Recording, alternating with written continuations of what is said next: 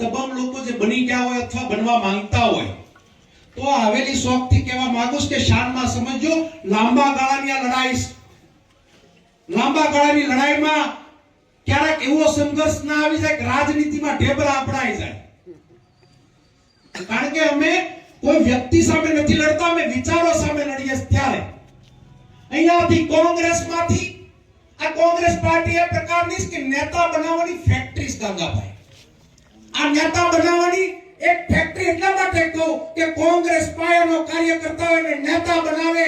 આ શહેરની અંદર, આ ગામની અંદર જે લોકો અન્ય પાર્ટીઓમાં કામ કરતા હતા, કોંગ્રેસનો ખેસ પહેર્યો તો એને નેતા બનાવ્યા. પાર્ટી મૂકીને ભલે ગયા, પાર્ટી મૂકીને ગયાની હાલત હું છે જરાક તપાસી લેજો. મારા બંને સાથી મિત્રો, મારો અંગત મિત્ર બાબાઈ રામ અત્યારે બોમ્બેમાં ધંધે સડી ગયો ભાઈ ટીકુભાઈ.